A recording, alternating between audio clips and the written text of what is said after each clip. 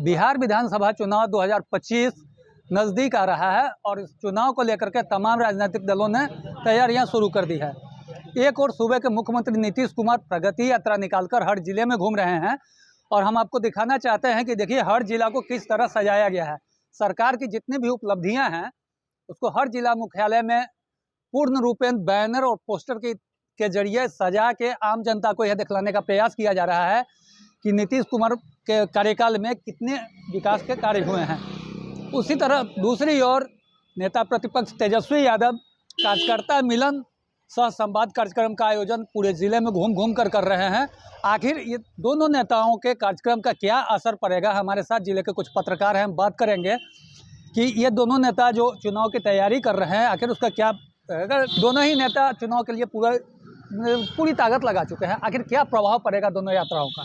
बिल्कुल प्रभाव तो पड़ना ही है, क्योंकि जो प्रगति यात्रा नीतीश कुमार ने किया है, बहुत सारी बड़ी बड़ी घोषणाएं की है जो अभी तक ज़मीन पे नहीं आ पाई है। और नेता विपक्ष तेजस्वी यादव भी उस चीज़ को उजागर कर रहे हैं, जो कमियां हैं वहाँ पर बार बार दिखा रहे हैं। तो कहीं ना कहीं ये प्रभाव पड़ेगा, प्रगति यात्रा का प्रभाव पड़ेगा और तेजस्वी यादव का ही प्रभाव पड़ेगा। देखा जा रहा है कि नीतीश जी जो अपने उपलब्धि को गिनाते हैं उसका जो निगेटिव पक्ष है उसका वो तेजस्वी जी उसको सोशल साइट पर डालते हैं। बिल्कुल बिल्कुल। कितना इसका असर डालेगा? असर तो पड़ना ही है, क्योंकि जो ज़मीन पे का कुछ काम हो नहीं पा रहा है, अभी तो घोषणाएं हो रही हैं, है ना। जो काम हुआ है, जो घोषणाएं हुई हैं, उसका 20% ही मात्र ज़मीन पर आ पाया है, इसलिए प्रभाव पड़ना तो लाजिमी है।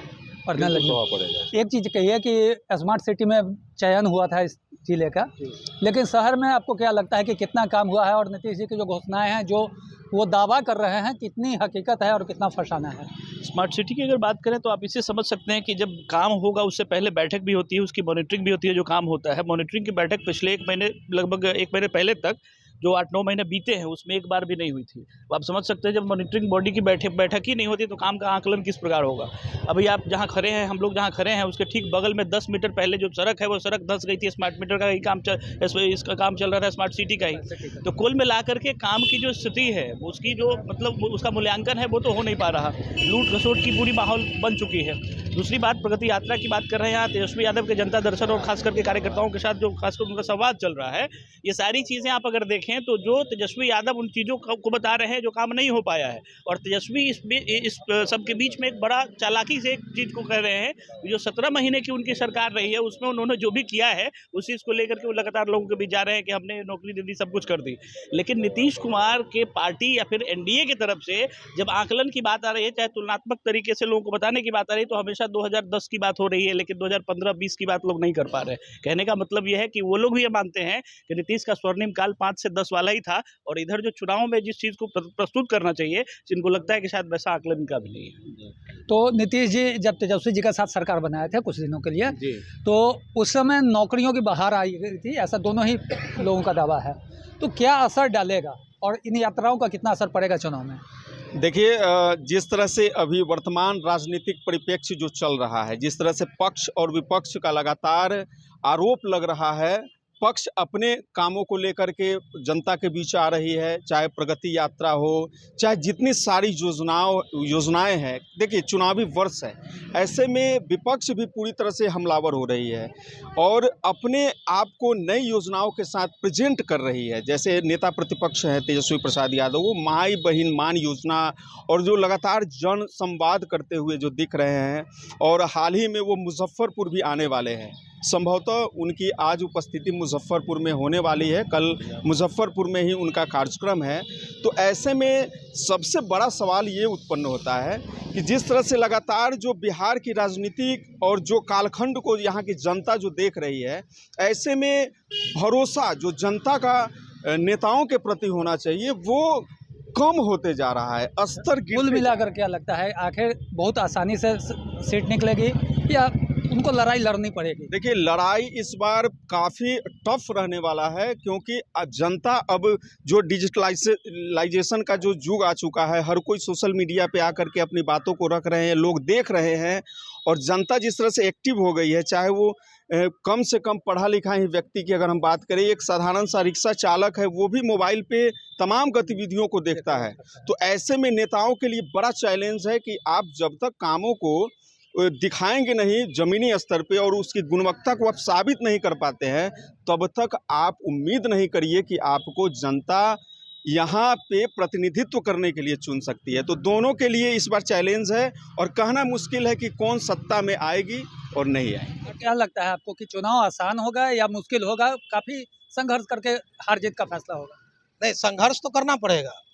खासकर ऐसे पॉलिटिकल 7% ऐसे वोटर चाहिए पूरे बिहार में, 7% वोट विपक्ष को चाहिए अगर उसको सत्ता पानी है। लेकिन वो फिलहाल अभी नहीं दिख रहा है। प्रयास कर रहे हैं, माई बहन योजना लाए, लेकिन वो धरातल पर ये लोग कर रहे हैं। लोगों का कहना है कि ये नेता सब ऐसे ही बोलते रहते हैं। तो खासकर जो समीकरण है वर्तमान स्थिति में वही समीकरण है। हाँ, ये हो सकता है जनता दल यूनाइटेड की जितनी सीटें हैं उसमें और गिरावट आएगी। अभी की वर्तमान स्थिति में और गिरावट आएगी, क्योंकि जनता दल यूनाइटेड के साथ पिछले बार जो चुनाव में हुआ उससे भी बड़े पैमाने पर, क्योंकि पिछले बार भी जो समीकरण चला रहे थे आपने देखा, पूरे बिहार जानता है, वही समीकरण फिर एक पार्टी के जरिए चलेगा, उसकी धरातल और गिरेगी, भारतीय जनता पार्टी ऊपर उठेगी और उधर से राष्ट्रीय जनता दल ऊपर उठेगी। कांग्रेस जहां है वहीं पर थोड़ा बहुत आगे पीछे में सिमट जाएगी। लेकिन सरकार बनाना दोनों के लिए टफ हो जाएगा, दोनों को जिंदोजहद करना होगा, संघर्ष थोड़ा ज्यादा होगा। मिला जुला कर जनता ही निर्णय करेगी अंत में कि क्या होगा। लड़ाई कठिन है। हाँ, लड़ाई कठिन है। किसी के मुद्दे पर किसी पर कोई भरोसा नहीं है। जो विचारधाराओं से जो लैस है वही लोग उसी विचारधाराओं पर वोट करेंगे। अब जो भटके हुए हैं वो तय करेंगे कि आखिर किसकी सरकार बनेगी। ठीक है, हमारे साथ और व्यक्ति जुड़े हुए हैं। एक बात बताइए, बहुत ही न्यूट्रल रंग से हम आपसे जानना चाहेंगे कि एक और नीतीश जी हैं, दूसरी ओर तेजस्वी जी। दोनों आदमी को आप कितना 10 में से कितना नंबर देते हैं काम के अनुसार? तेजस्वी, देखिए नीतीश कुमार जी, हम लोग शुरू से उनका बहुत सारा योजना है, ऐसा नहीं है बेनिफिट मिला, लेकिन अब उनको रिटायर हो जाना चाहिए। युवा है तेजस्वी यादव, उनको भी मौका मिलना चाहिए। खास तौर पर यूथ के लिए कोई सोचने वाला लीडर अभी तक बिहार में कोई है नहीं। मेरा सवाल सीधा है कि एक आम जनता के रूप में आप 10 में से तेजस्वी को कितना नंबर देंगे और नीतीश जी को कितना नंबर देंगे? 10 में से नीतीश कुमार जी को 6 नंबर और तेजस्वी यादव को 10 दे देंगे। पूरी ताकत झोंक दी है सरकार ने, और वहीं विपक्ष जो है वो हर सवाल का जवाब कहिए या हर उनके उपलब्धि का जो है वो डार्क काला पक्ष जो है वो दिखला रहा है। आखिर क्या असर आएगा दोनों की यात्राओं के? मुकुल जी, आपने खुद इससे पहले भी बहुत सारे चुनाव देखे होंगे। क्या बिहार में ट्विटर और फेसबुक से चुनाव संभव है? नहीं, बिल्कुल जब यहाँ बिल्कुल पे नहीं। जातीय आधार पे टिकट बांटे जाते हैं, जातीय गोलबंदी के आधार पे वोटिंग होती है, तो ट्विटर पे भी कहा जाता है तेजस्वी यादव को किसी भी बात के लिए वो ट्वीट करते हैं, मुखर होकर सड़कों पे नहीं उतरते। जो राजद, अब तो लालू यादव भी जेल से बाहर आ गए हैं और इस बार के चुनाव में वो बढ़ चढ़ के भाग लेंगे। चेहरा रहेगा तेजस्वी यादव, पर पीछे से लालू यादव ही पूरी रणनीति बनाएंगे। वहीं नीतीश कुमार की बात की जाए तो उनके कोर वोटर महिला मानी जाती हैं, तो उनकी के लिए राजद ने माई बहन योजना लेके आई। पर क्या उससे लगता है आपको कि माई बहन योजना सफल हो पाएगी?